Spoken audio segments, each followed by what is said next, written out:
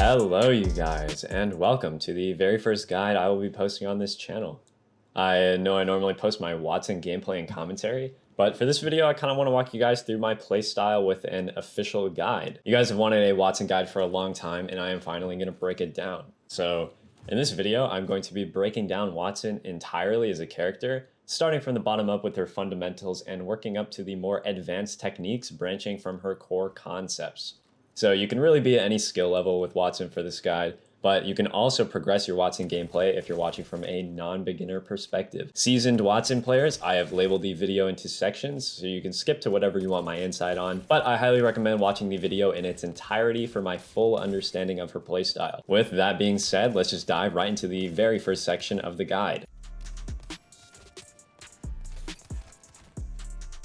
So let's get some things out there off the bat about Wattson and how/why I play her and enjoy doing so. That way, if you're watching this because you're thinking about switching mains, it should answer some or all of your questions or concerns. So before even talking about her kit, it's important to note that Wattson has no movement abilities or passives whatsoever. So she is punished extra hard out in the open. Wattson's hitbox is still pretty small compared to the rest of the cast, but she still gets beamed if you're caught lacking, as she doesn't have a button that gets her out of situations other than ASWD, crouch, which is C for me, and scroll wheel for tap strafing. For that reason, I recommend being familiar with your movement at least up to a certain level. There are plenty of guides on YouTube, but it's basically the only thing you can rely on sometimes, playing a character that doesn't have a unique movement ability of any kind. Lifeline, Rampart, and Crypto mains can relate. Because of this, her playstyle is more suited to buildings and close quarters, which should also affect the type of weapons you are picking up as well. You can use whatever guns you like really, but as a Wattson main, I find her playstyle is suited towards SMGs and shotguns, which are the most fun guns for me anyway. My favorite loadout this season by far has been R9 PK with a bruiser on my R9. And lastly, because of this playstyle, I find that Wattson is more suited to mouse and key, due to the high input surroundings like doors, death boxes, and her abilities because of how close quarters, fights, and Apex are. There are still plenty of great controller Wattsons, that is just my personal take, and you can still watch this guide as a controller Wattson player. If this seems like the kind of playstyle you are interested in, this will be an incredibly fun character for you to play, and this guide is for you. So with that, we can get right into Wattson's kit.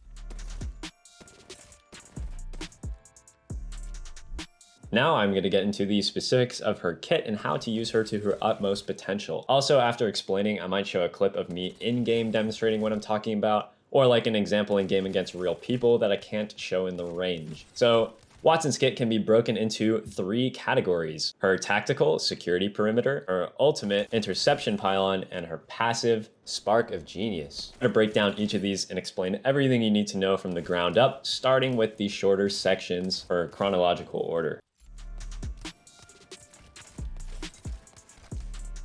So starting with Wattson's passive, it is called Static Defender, and it basically gives you a minimal amount of shield regeneration over time, similar to Octane's health regen, but not nearly as fast. All this really means in terms of gameplay is you can usually not heal the last cell of her armor, and it will be back to full before your next fight. Or if you're really in shambles, you can heal you and your teammates' armor over time, like in ranked if you had no loot and wanted to preserve cells.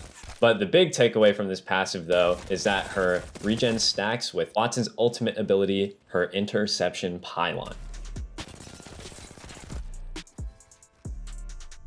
Wattson's gen is a permanent placeable pylon that is big enough to block a doorway and can be destroyed after dealing 150 damage to it. It'll slowly heal you and your teammates' shields. It will also block and destroy any grenades or throwables within a certain sphere radius that usually doesn't work through walls or too far around corners. These throwables include knuckle clusters, valk tacks, bank smoke, and even caustic gas traps if the pylon is placed beforehand. The interaction sphere also doesn't work through closed doors, so it's important to note that if you want to keep the doors you are playing on intact, you have to time the opening of the door to whatever is being thrown at you. Now, the last and most important factor of being within range of your generator is that it significantly speeds up how fast you replenish your fences. But I'll get into the fence section in a bit because of how long it will take. But just know, for now, more fences equals good. So you want to be playing in or around this protection sphere at all times while also defending what's creating the sphere, the gen itself. It's basically all you need to know in terms of how the pylon itself works. Also, a quick note about Wattson's ultimate is that it is charged instantly to 100% with a single ultimate accelerant, which is a unique character ability. And she can stack ultimate accelerants in bundles of 2 in her inventory. So I usually carry at least a stack of these, even in pubs, since you pretty much want to always use your gen before a fight. But anyways, in order to be a truly good Wattson, you need to understand where to place her ultimate. It's obvious that the utility of her ultimate is useless if the enemy destroys it, since it only has 150 HP. So the best way to place it is as out of view as possible from as many angles as possible, in order to protect your gen at all costs. So outside should be the first crossed off where to place, unless you have no other option or just creating a makeshift fallback from a fight. But generally, you pretty much only want to use her ultimate indoors. By putting it inside, you want to limit the number of angles you have to manage in order to protect your gen, with the ideal being 0 in a perfect setup, while the worst case scenario outside is 360 degrees you have to manage. Think about it like this.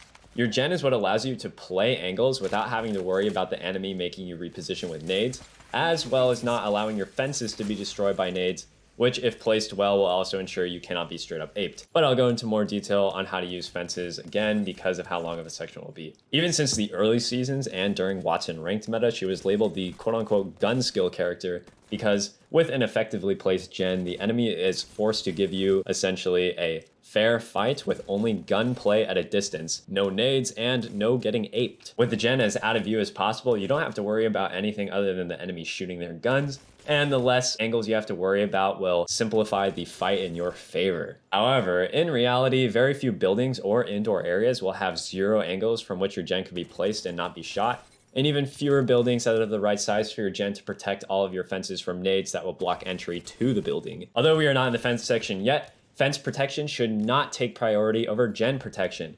Do not worry if your gen does not protect the entire room or area you are in. It should be placed where it is least likely to be destroyed. This is because your fences replenish 5 times as fast when within your gen's shield regeneration and nade protection sphere, as opposed to not. This just means that even if your fences are destroyed for the most basic purpose of preventing entry into a building, it can quickly be replaced indefinitely, walking to and from your gen as long as it's not destroyed. Think of it as though you're playing zombies and have to rebuild the barriers, but you're limited to 4 wooden planks at a time, but you also get them back quickly when you're your ultimate. So without getting too much in the fences yet, it's important to hide your gen as best as possible for this reason and limit the number of angles it can be shot, while also maintaining a fair distance to be able to enter back into its sphere of protection and out to play maintenance. You can get a good idea for the actual radius of effect for your gen by the noise indication and animation when you enter its radius, and will eventually get a good idea for its size and what's a playable area based on this radius or what is close to it. It may seem a bit confusing now, but I want to hold off on examples until a little bit into the fence section so I can show you how to use both as effectively as possible when in junction with one another. But the big takeaway for now is to place your gen as out of view as possible, typically inside with few entrances or angles it can be seen or peeked at. With that being said, we can finally get into how to use Wattson's most diverse ability with the highest skill cap in her kit, which is her actual fences.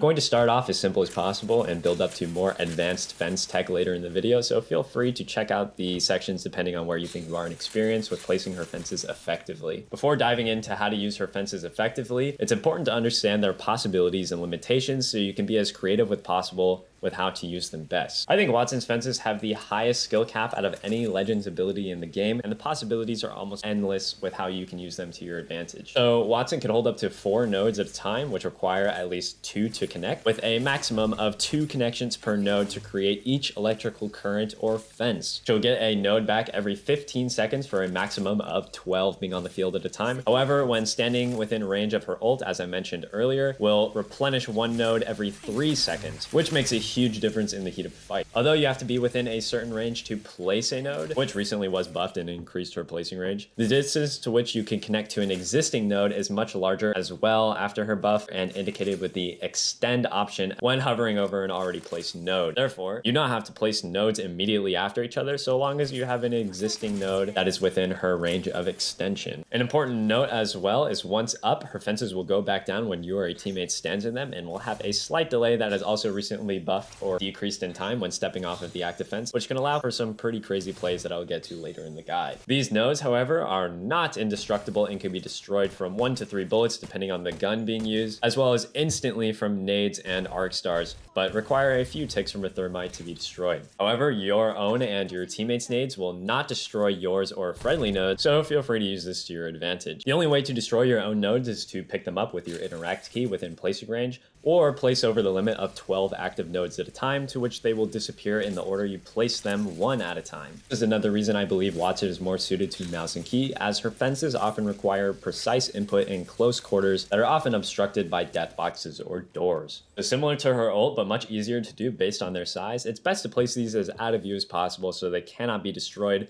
for what the most basic purpose of fences are as the defensive legend, which is to prevent the enemy from pushing. In the most common yet effective placements, her fences will block off narrow passages or doorways and should be placed as far adjacently as possible from the passage you are creating the electrical blockade. The further you can put the nodes away from the entrance will decrease the distance required for an enemy to be from the fence in order to destroy it, which will allow for easier punishes and them being more likely to have to touch the current in order to destroy the node creating it. A quick example with this building on Olympus: it's more effective to have the nodes as spread as possible for this very reason. If I were to place them like this, I would be able to shoot them from a wider range as an enemy, whereas when placed like this, I have to be much closer and open to be shot from inside in order to destroy the node to gain entry.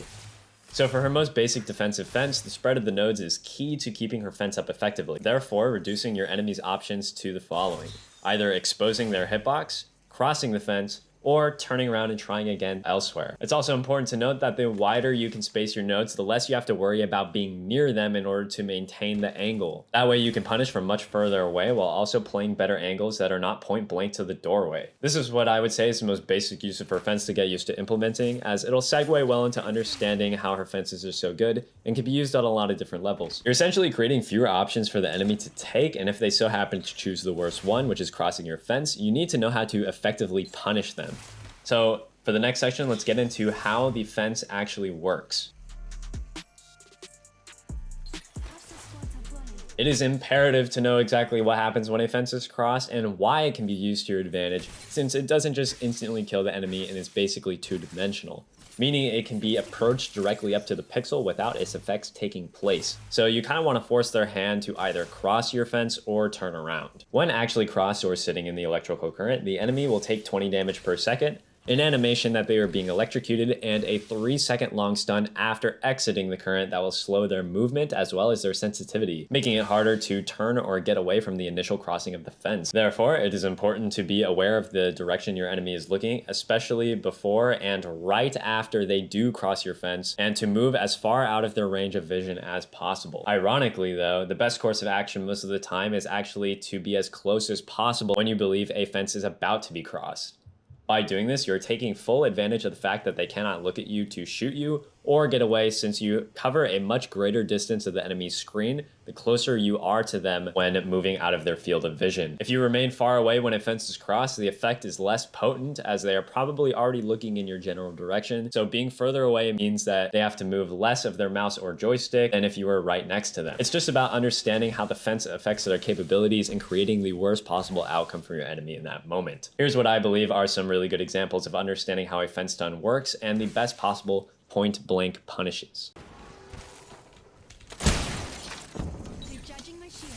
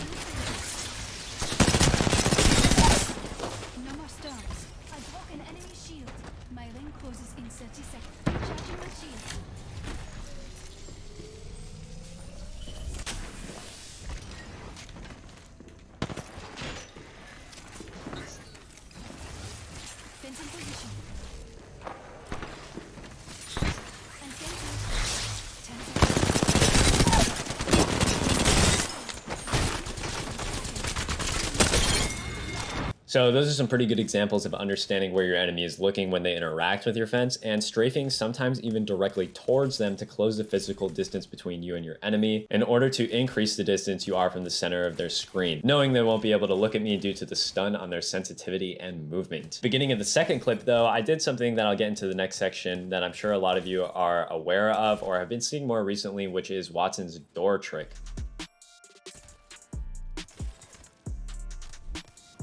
So the door trick is based on a mechanic that I'm not sure whether or not was intentional, but if they removed, I would be sorely disappointed. Essentially, it is rooted in the ability of live fences being able to destroy doors, as well as the fact that Wattson can connect fences through a door from an existing node on the other side. So this is going to require some hindsight of door play, but you want to be on doors that you believe will not be destroyed, as well as the enemy being unaware of the fact that there is a node already on their side of the door. I call it the door trick because in this way, simply doing the fence through a door is usually not enough to get the optimal fence punish, i.e. killing without taking any damage. As we just talked about, you need to be very aware of what your opponent is looking at and what they are aware of in order to get the cleanest kill possible. If your opponent is on the other side of the door, fully aware of the fact that you're about to put a fence on them, you're essentially just trading shots like I did with that lifeline in the previous clip, so that's not the best example of a door punish. It becomes especially useless the more enemies you have on the other side of the door, as they may just both instantly kick it down at the same time, leaving you no time to connect the node, have your fence go up, and step off of it, so that it fully goes up only for you to punish two people that were already looking directly at you. And no, the 20 damage a tick from the actual fence will not help, and it's usually pretty negligible.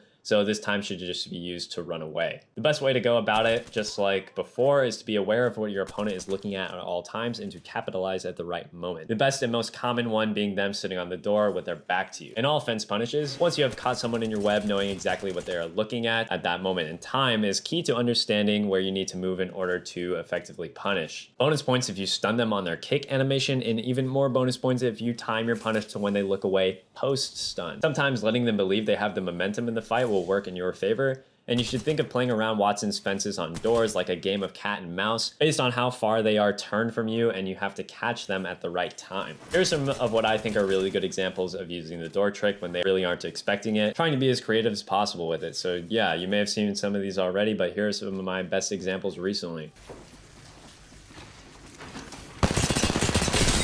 You're so dumb.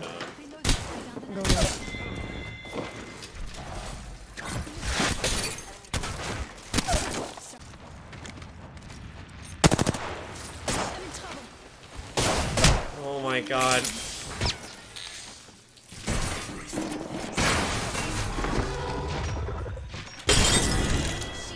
Just topping up my shields.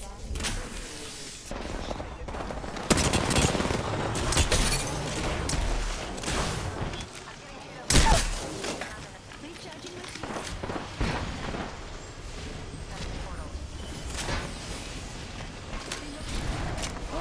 No way I didn't go. Gibby's one.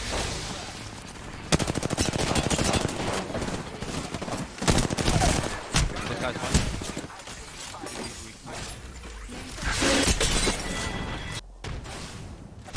Stop! Oh my god!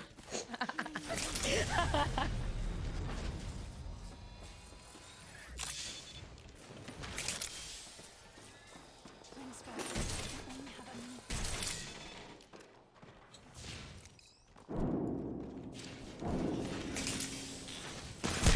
Oh my.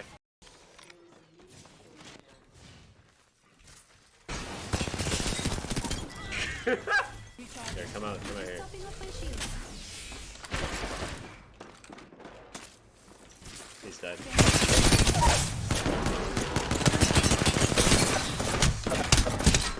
Break this one! Oh my god. Throwing thermite. Come sit on the door like a good boy.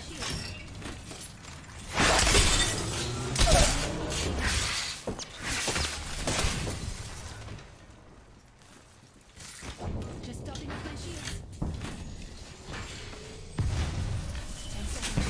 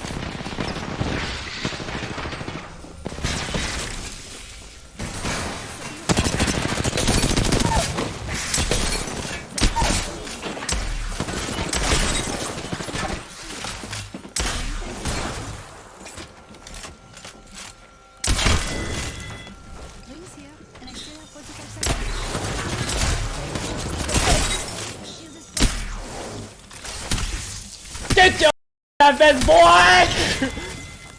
So the essence of the door trick in these clips is kind of like putting yourself in the enemy's shoes and trying to tell how aware they are of what they think is safe, i.e. a perfectly intact door, and instantly holding it in place to be punished while adjusting your position if needed.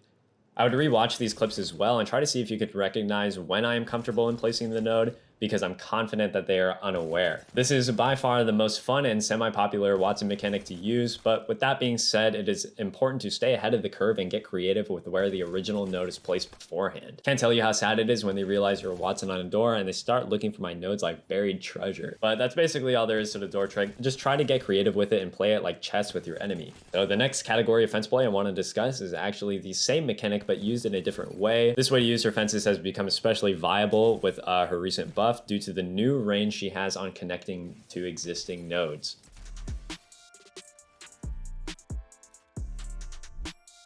So the same way the door trick works can be used in a variety of different ways that will actually have a higher chance of someone walking into your fence than the door trick. Most of the time, even knowing that you're a Wattson on a door can sometimes be enough for someone to avoid getting on that door. A lot of different POIs have buildings that do not have doors, however, and will require you to get creative with the node placement. Generally, I would say this, as well as pretty much all of Wattson's more offensive fences, should be branching from an area that is held defensively, as mentioned in the first section of the video with her most basic use of the fence. With that being said, the key to this one, like with the door trick, is to have a node placed usually as far or as unnoticeable or both as you can from wherever the entrance/place where you peek the enemy is in order to connect a node on them, essentially throwing up a tripwire. The key to this mechanic working before you worry about the enemy's FOV is to focus on their footsteps or even movement before engaging. Bonus points to glass walls, and to time the connection of the node on you to the existing one far away in order to catch them in your fence. If done correctly, you'll usually just have to move to the side, avoiding their vision, and clip every single bullet into them effortlessly since they can't really move either. Since this one is more based on the sound of your enemy as opposed to what they are looking at, I recommend trying to be as in tune with this game's horrible audio as possible, and you'll eventually get a good feel for when someone is about to turn a corner, for example, or you can simply use glass walls to your advantage and time the placement much more easily. But even in a world without audio or glass walls, you can still just jitter peek to get a sneak peek of their exact location and whether or not they are about to cross your tripwire. As for the actual timing of the placement, I would already have an imaginary fence in your head of where it will be when it's up, and connect your node about a half second before you believe they will cross that line, as it usually takes time to go up, and if done too early, it can be obvious with the node's elevator animation and sound that they are about to walk into a trap and will change directions. Here's some good examples of what I mean, and I'll show you the timing on some of these a few times to give you a feel for when the best moment to connect nodes becomes apparent for me.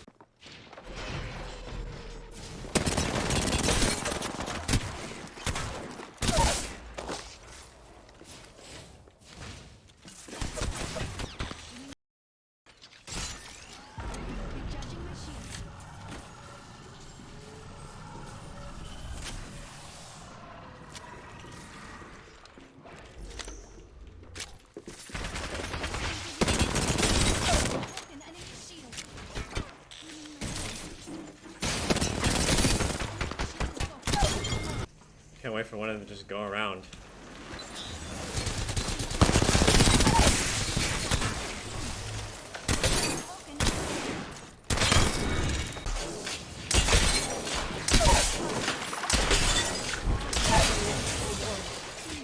I downed an enemy.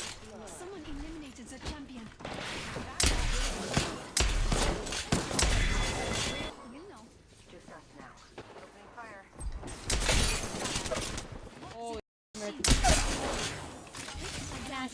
I can't see anything. My is in the way. Need to recharge my shield. No.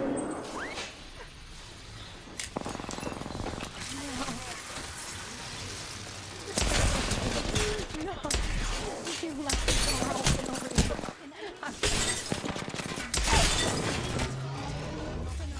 That enemy shield is broken. Fini, I broke an enemy shield. Recharging my shields.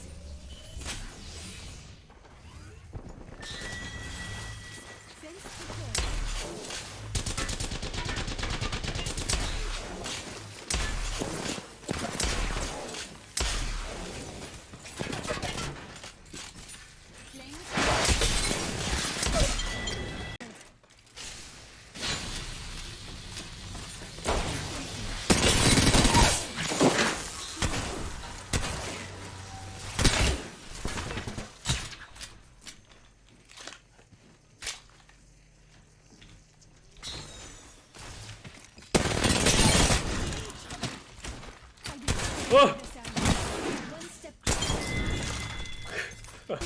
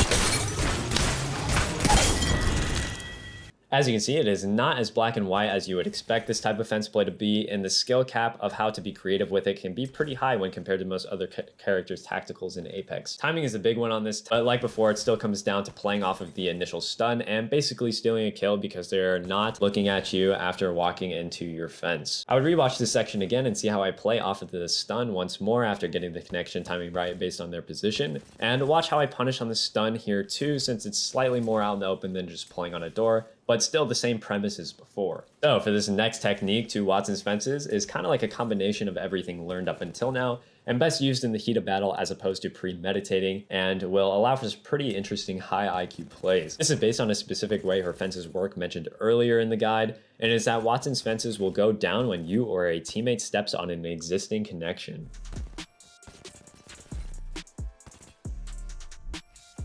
So I'm going to call this one the Wattson Shuffle because it's a combination of everything discussed up until now with the addition of how her fences work when they are already up and you are standing on them to temporarily go down. You could obviously use it on the previous methods like the door trick to save time with a pre-built fence, but most of the time the node on the other side will be too tall and noticeable, and you won't be able to move from where you are, at least more than two-dimensionally, without giving up that the fence is already up and breaking the door. The shuffle aspect of this is essentially the sidestep off of the existing fence, so similar to the previous techniques in terms of timing, and is usually more optimal when you're facing an opponent in extremely close quarters, i.e. peak Wattson play. It's a little bit different though, as it'll probably be best used on the fly since you generally won't have time for premonition of any kind, and will work best against someone wide swinging you or counter strafing you in a small space, i.e. walking into the direction that you step away from, that being your active fence that they are unaware of. You won't always be able to rely on this, but it best works when playing in a small or narrow area that a surprise fence could make even more narrow, thus making it more likely for your opponent to walk into, since you are baiting them to have to peek you by stepping into as close of a two-dimensional area as you can. If you really want to think about it in terms of chess, think of yourself as a pawn standing in front of a rook, the rook being your downed fence, except you're a pawn that can move to the side and the rook instantly moves after you do, only for you to take whatever piece your rook holds in place. Let me show you what I mean, and afterwards we will break down the clip in its entirety. Someone is like not going in the fight. is broken. Fini. And fencing. You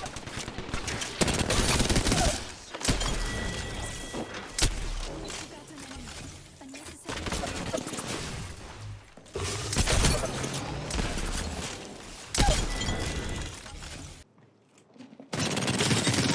Is broken. Fini. Okay, so right here. So after downing the Gibby, who was unaware of me, I knew his teammate would not be far behind, so I placed my two nodes to create a two-dimensional barrier without even allowing it to go up on the off chance that Gibby tells his team about my fence even being there. As far as he is concerned, I just placed two random nodes that didn't really do anything, other than do the elevator animation, which I'm pretty sure he didn't even see. I'm aware that in order for it to stay down and not reveal the fence quite yet, I need to not only move along the line between the two nodes, preferably with one end of the fence being on the corner so I can duck around and re-peek from if need be, so that when I notice his teammate coming, I don't even shoot, as I know getting a hard punish with the fence would be better, and begin walking to the end of my fence, ready to let it go up, while also seeming like I'm leaving the fight without even shooting, thus drawing interest to be followed. Then I time the stepping off of the fence, which actually isn't as hard as you think because my re-peeking is sure to stop whoever is following me in their tracks, at least momentarily, which makes the actual timing of stepping off the fence closer to them being directly on top of it as opposed to the half second beforehand like earlier with the tripwire fence. Once I catch him, I can wide swing him, knowing he's not even able to turn and look at me, on top of the fact that he just res his teammate since it's the lifeline. Once I have 2 downs, I just farm some damage while the third comes, and sure enough, lifeline has no idea what hit him, so he doesn't even tell Wraith.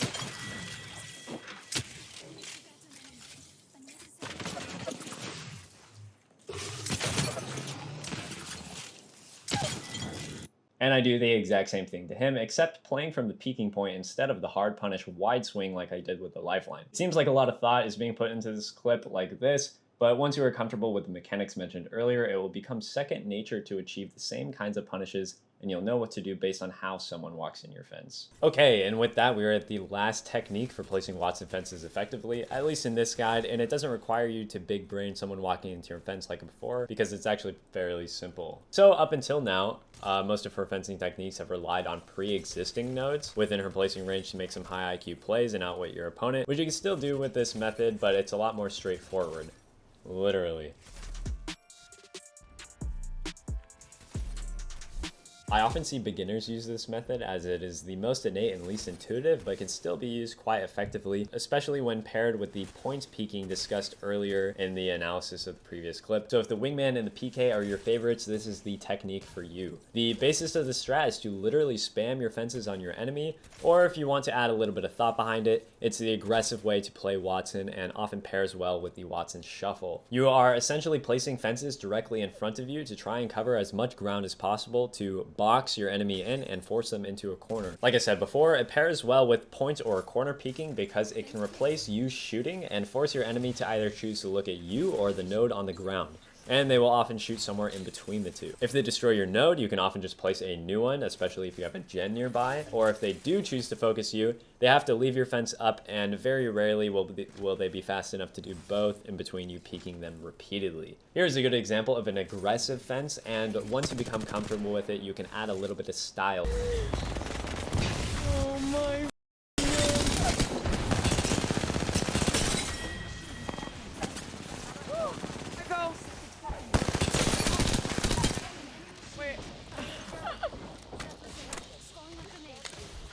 Just killed him all with the thermite. Oh.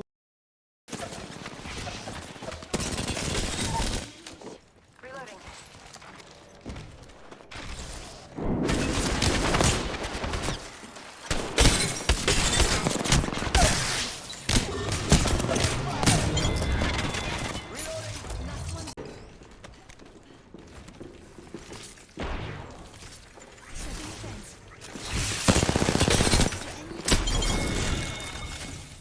So in terms of for fence meta, those are really all of the categories that fall within Wattson's meta for building play. I believe that knowing the fundamentals of why these mechanics and techniques work as a Wattson main is enough for you to explore the endless possibilities of how to get creative with the most diverse and fun aspect of her kit. I'll get into a brief section about how I play Wattson outside in a second, but generally I prefer to take the fight to a building for the best results. Doesn't mean it's not possible, but you'll have the best experience by increasing your ability to take a fight where you want it to occur anyway, especially as a Wattson main, a defensive character who does not have any abilities oriented around pulling you out of a fight, especially out in the open. So before that, here's a clip of me doing everything I've mentioned up until now all in one clip, and I would rewatch it a few times to see if you can catch that I hit every base covered in this guide. This is also a small clip from a full YouTube game on my channel, of which is a banger among many on the channel. If you enjoy that kind of Wattson gameplay, I'd really appreciate a like and a sub. So here's the actual clip.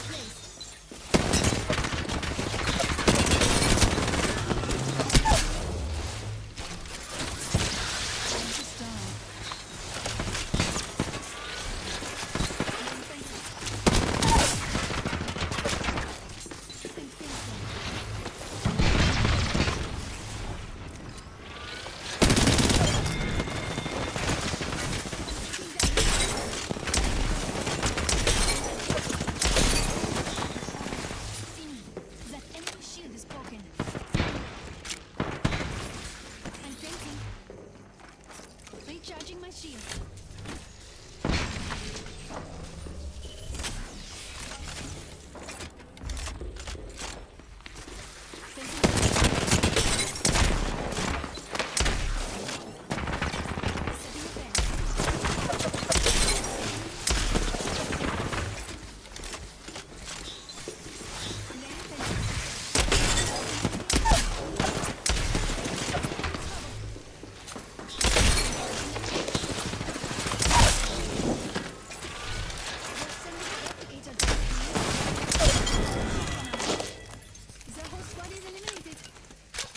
So myself.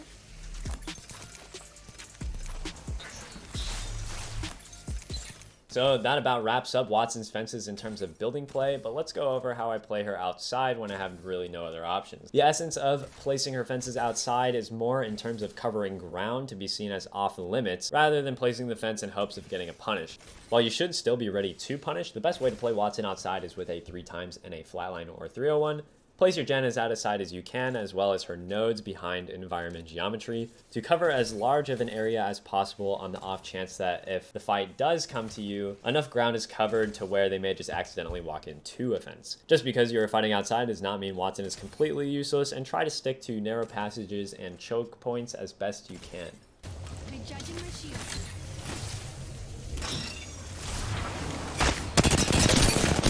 You're done for that.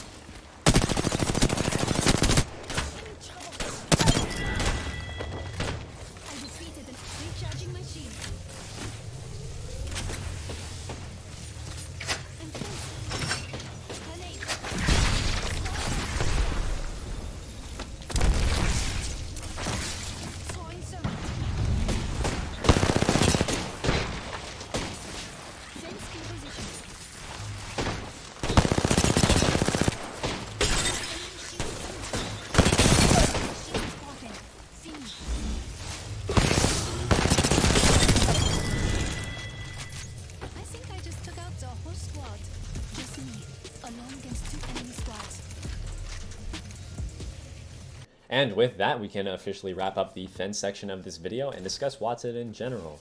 I don't see many people try to take Wattson as far as they possibly can, especially with her 2% pick rate in Season 12, since as a character I find her more fun to play and test the limitations of than any other character in Apex, especially since her recent buff in Season 11. She's still not exactly meta in ranked, but at least somewhat viable, as a few bigger streamers have been trying her out on occasion.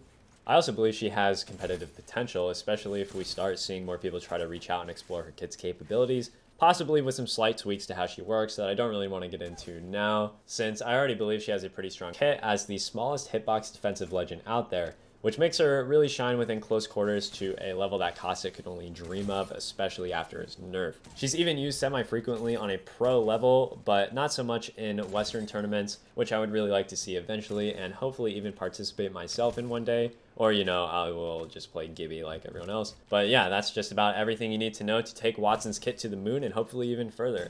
I hope you guys can take my fundamentals of this fun freaking character and keep raising her skill cap to the max it can possibly go. If you watch this through to the end, I really appreciate you. And if you guys don't know, I stream every night on Twitch that isn't a Sunday or Tuesday. And I would really appreciate a follow on there or Twitter, since I just made one not too long ago as well. If you guys enjoyed the clips in this guide, I've got a whole channel of games like that here on YouTube, so drop a sub here too if you want. Thanks for the support, you guys, and peace out.